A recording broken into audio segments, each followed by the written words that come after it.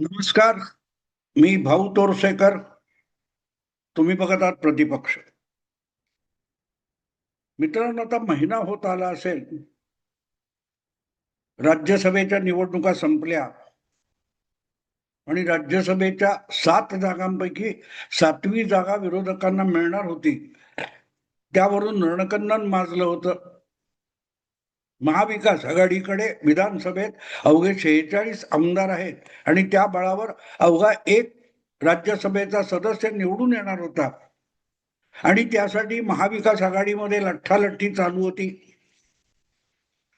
एका बाजूला ती काँग्रेस आणि शिवसेना उबाठामध्ये चालू होती, तर दुसरीकडे तशीच लठ्ठालठ्ठी उबाठा शिवसेनेच्या अंतर्गत आदित्य ठाकरे आणि संजय राऊत यांच्यामध्ये चालली होती. आणि हळूहळू करत उबाठा शिवसेनेतले हे वादळ विकोपाला गेले असं म्हटलं जातं. पण दरम्यान त्यापासून पूर्णपणे अलिप्त राहिलेले शरद पवार गटाच्या राष्ट्रवादी पक्षाचे नेते अखेरच्या क्षणी मातोश्रीवर गेले आणि शरद पवार यांच्या उमेदवारीवर शिक्कामोर्तब झालं. शरद पवार आपला अर्ज भरण्यासाठी निवडणूक आयोगाच्या कार्यालयात जाणे इतके सुद्धा सध्या काय म्हणाल तुम्ही, ठणठणीत नाहीत. पण अखेरीस शरद पवार यांचीच उमेदवारी विरोधी पक्षांतर्फे स्वीकारण्यात आली. आणि स्वीकारण्यात आली असं कारण मी सांगतोय की देवेंद्र फडणवीस मुख्यमंत्री, महायुतीचे सर्वोच्च नेते यांनी अट घातली होती, शरद पवार उमेदवार असतील तरच आम्ही 7वा उमेदवार देणार नाही. त्यामुळे फडणवीसांची अट महाविकास आघाडीने स्वीकारली, काँग्रेसने आणि उद्धव ठाकरेंनी स्वीकारली, म्हणून शरद पवार निवडून गेले.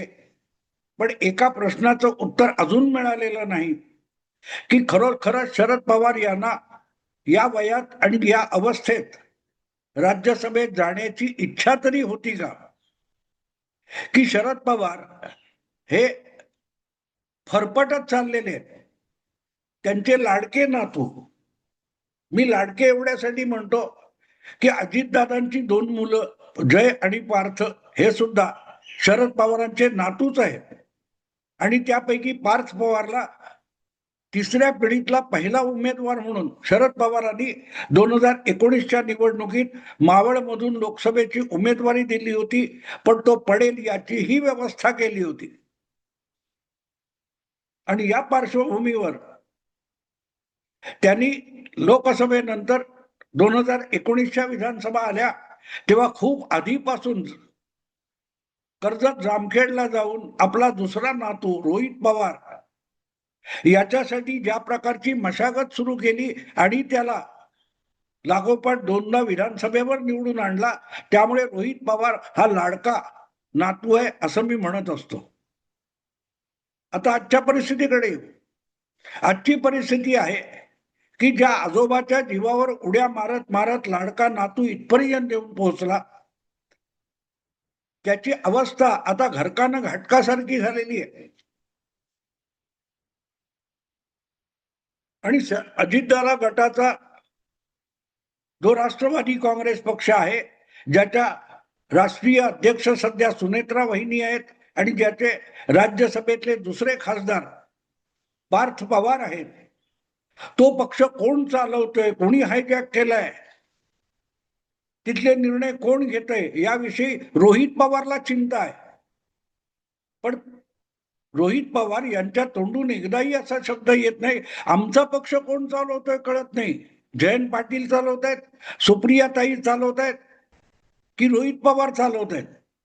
आणि म्हणून शरद पवार जरी राज्यसभेत पोहोचले असले तरी विषय तिथे संपलेला नाही.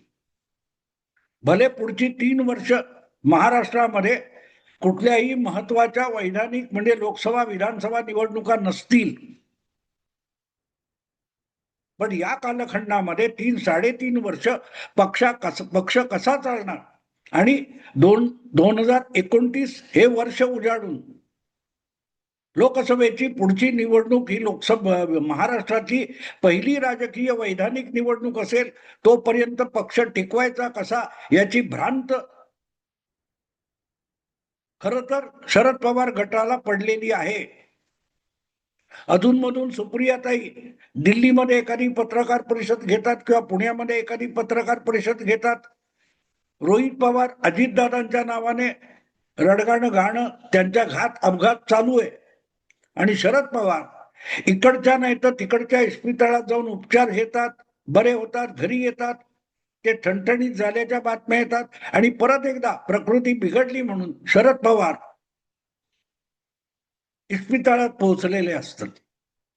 हे सगळं बघितल्यानंतर महाराष्ट्रात जे प्रमुख 6 राजकीय पक्ष गणले जातात, ज्यांची लोकसभेमध्ये आणि विधानसभेमध्ये एक ठळक उपस्थिती आहे, त्यापैकी शरद पवारांचा राष्ट्रवादी काँग्रेस पक्ष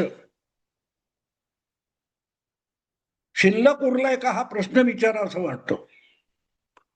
कारण अलीकडेच झालेल्या जिल्हा परिषद महापालिका निवडणुकांमध्ये आपण कोणाबरोबर लढतोय, कोणाच्या विरुद्ध लढतोय, याचा सुद्धा थांग पत्ता शरद पवार गटाच्या स्थानिक दुसऱ्या तिसऱ्या चौथ्या पातळीवरच्या कार्यकर्त्यांना नेत्यांना नव्हता अंदाज. आपण अजितदादांबरोबर जाणार का, अजितदादांच्या गटाबरोबर विलीन होणार का, याविषयी कुठलीही ठाम कल्पना नव्हती. आणि अगदी प्रदेशाध्यक्ष असलेल्या शशिकांत शिंदेना पण नव्हती. म्हणूनच शशिकांत शिंदे, जयंत पाटील, सुप्रियाताई यापैकी कोण सध्या शरद पवार गटाचा राष्ट्रवादी काँग्रेस पक्ष चालवतोय हे कुठल्याही पत्रकाराला विचारा, त्याला सांगता येणार नाही. एकापेक्षा एक मोठे दिग्गज राजकीय विश्लेषक महाराष्ट्रामध्ये आहेत, मराठीमध्ये आहेत, पण त्यापैकी कोणीही छाती ठोकून सांगू शकणार नाही की बाबा हा अमुक नेता आहे किंवा हे अमुक 4 नेते आहेत, हे मिळून शरद पवार गटाचा राष्ट्रवादी काँग्रेस पक्ष चालवतात. आणि त्यामुळे जे मी शीर्षक दिले की शरद पवार पोहोचले राज्यसभेत,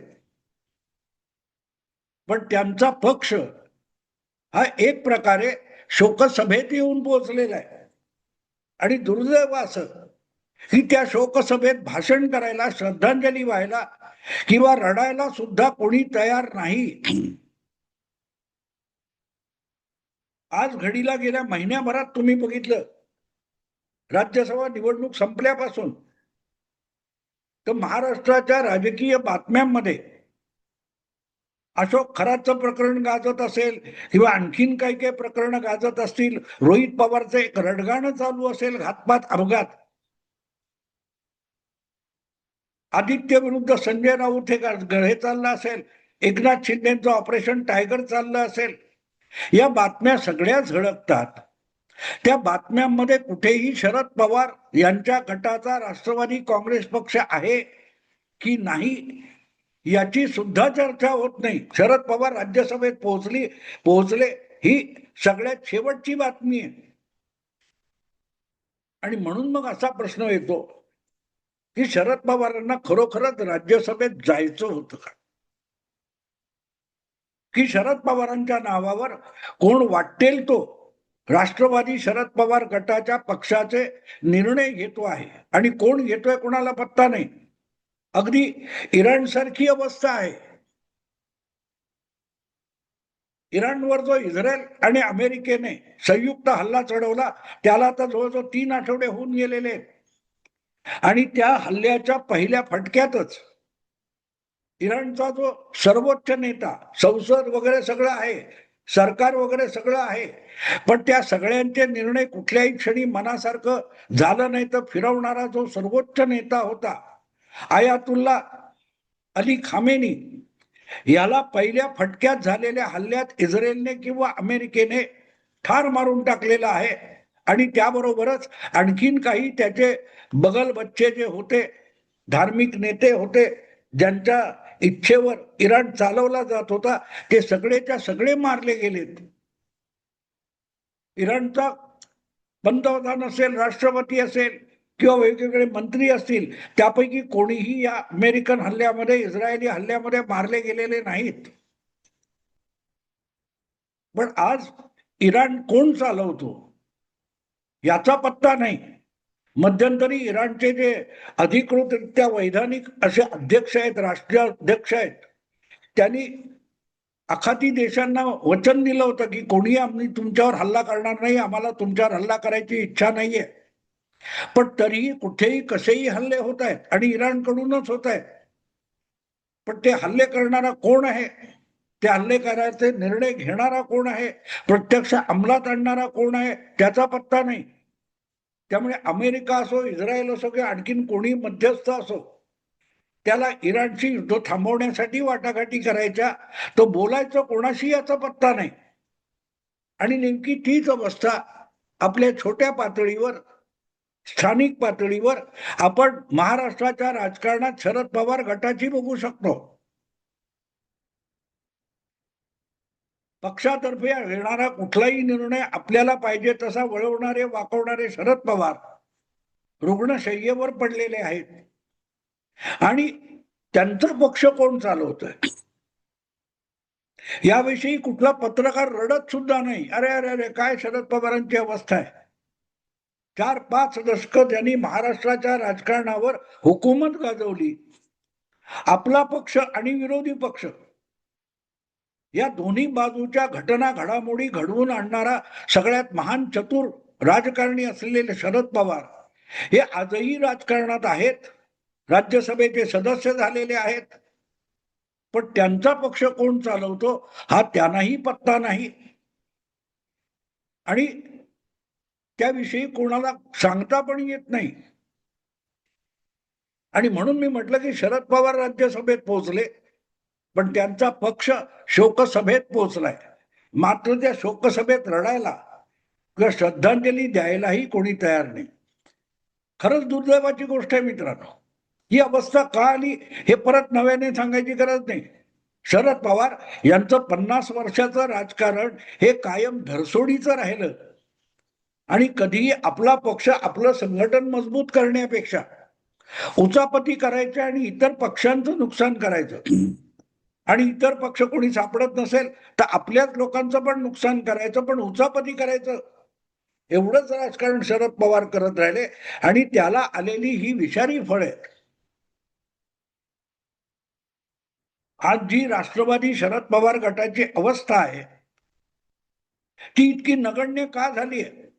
आणि मला वाटत नाही 2029च्या निवडणुका येईपर्यंत शरद पवार, राष्ट्रवादी काँग्रेस पक्ष असं काही शिल्लक उरलेलं असेल. हा, कागदोपत्री असेल, निवडणूक आयोगाच्या दप्तरी नोंदलेला पक्ष असेल, आधीच्या लोकसभा निवडणुकीत 8 खासदार आलेला आणि नंतरच्या विधानसभा निवडणुकीत 10 आमदार निवडून आणलेला पक्ष, अशी निवडणूक आयोगाच्या दप्तरी इतिहासात झालेली एक नोंद असलेला पक्ष, या पलीकडे 2029 मध्ये शरद पवार राष्ट्रवादी काँग्रेस पक्षाची अवस्था काय असेल याची कल्पना करा. मग मी शोकसभा का म्हणतो. वाईट वाटतं. कुठलाही पक्ष आपल्याला आवडता असो नावडता असो, तो इतका नगण्य होणं, इतका अदखलपात्र होणं हे आनंददायक गोष्ट नसते. कारण कुठलीही सेना असो, कुठलीही लढाई असो, कुठलाही युद्ध असो, त्यांचा शेवट हा युद्धाने झाला पाहिजे. तो विजयात असेल, पराभवात असेल. न लढता, न हालचाल करता एखादा पक्ष, एखादी संघटना अस्तंगत होत असेल तर ती दुर्दैवाची गोष्ट असते. आणि आज शरद पवारांच्या राष्ट्रवादी काँग्रेस पक्षावर तशी अवस्था आलेली आहे हे समजावून सांगण्याची गरज नाही, कारण भविष्य काय आहे ते पत्ता नाही. रोहित पवारचं एक रडगाणं सोडलं, सुप्रियाताईंच्या अधूनमधून होणाऱ्या पत्रकार परिषदा सोडल्या आणि जयंत पाटील किंवा शशिकांत शिंदे यांचे अधूनमधून कुठल्या ना कुठल्या चॅनेलला दिलेले इंटरव्ह्यू सोडले, तर राष्ट्रवादी पक्ष सध्या काय करतो असा प्रश्न विचारला तर नन्नाचा पहाडा वाचावा लागतो. नन्नाचा पहाडा वाचावा लागतो. त्यामुळे शरद पवार राज्यसभेत पोहोचले याचं कौतुक सांगणारे आहेत. त्यांच्या थोबाडावर ही नियतीने मारलेली चपराक आहे. शरद पवार पोहोचले, पण कोणी पोहोचवले, कसे पोहोचले आणि हाती उरलं काय, पक्ष म्हणून हाती उरलं काय, याचं उत्तर शोधायची गरज कोणाला वाटत नाही. यापेक्षा अधिक काही सांगणं आवश्यक आहे का? विचार करा मित्रांनो. राजकारण समजावण्याचा माझा प्रयत्न असतो. बाकी जे काही तडक भडक तडका दिलेले चटपटीत मी काही सांगत नाही. आवडलं तर लाईक करा, शेअर करा आणि प्रतिपक्षाला सबस्क्राईब करा. नमस्कार.